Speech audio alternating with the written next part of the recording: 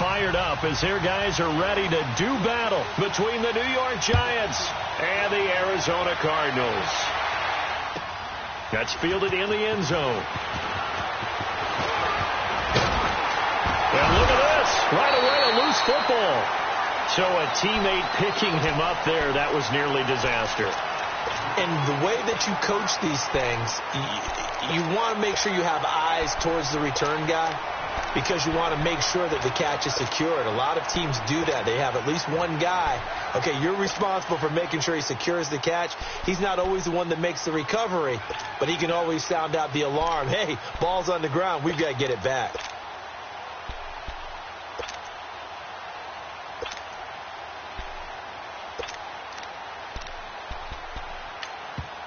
And with the play clock winding down, we're going to get a timeout.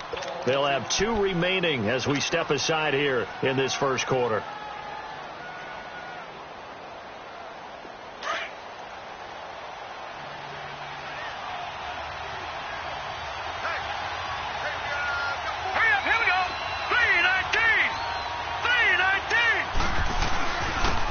First carry for the former Nittany Lion. This is Saquon Barkley. And they get him down, but not before he takes it across the 40-yard line. First play of the drive going for 14 and also going for a first down.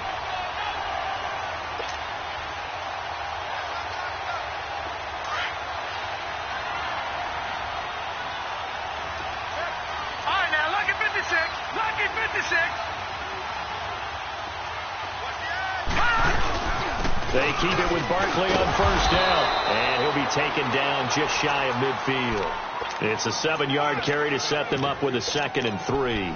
Well, I think that's what they're going to need to do here in the first half. You've got to take some pressure off of this young quarterback, and no better way to do it than to establish the running game early.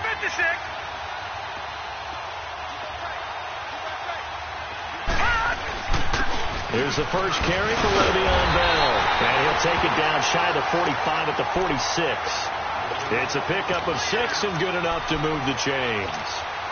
It's funny, partner. Le'Veon Bell, when he came out of Michigan State, when I go back and look at my analysis of him and what my grades were for him, thought he was a big-time player, great potential, but I didn't know we were going to get this player. I was used to a big, solid, thick running back. But now, I've got a full package. A guy who can do everything, as we just saw there, including breaking tackles. But at the time, 2nd-round pick in 2013, some people probably wishing they'd taken him in the first. Ball up to the 35 now as they come up on 1st and 10. Now a first down carry by Bell. Pretty nice, aggressive run there before being brought down just inside of the 30. It's a 6-yard gain on the ground, and that'll make it 2nd and 4. This drive is pretty clear. Almost feels like old-school fundamentals, doesn't it? Want to impose their will on the defense. What's that, 5 straight runs? Yeah, 5 straight carries to start this drive. And like you said, the way it's working, they may just stick with it. Back 99 Philly, here we go. On 2nd down, here's Barkley. And he'll be a couple yards shy of the red zone here at the 22-yard line. They get 6 on the pickup there as the drive will continue. You were telling me this yesterday. This is exactly what they want to do on the opening drive, establish the ground game. Yeah, remember our conversation. We were talking about what one of the GMs in the league has told me repeatedly.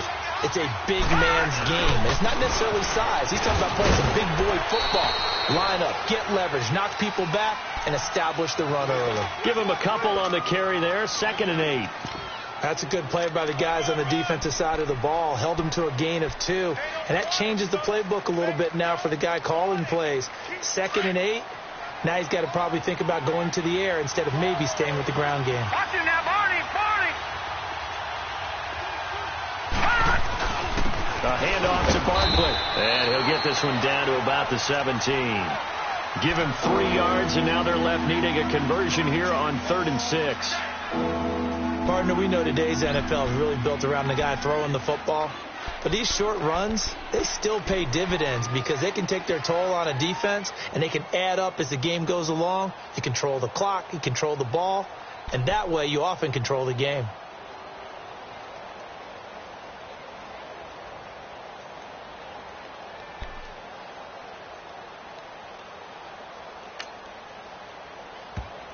Now with the play clock about to expire, we get a whistle and a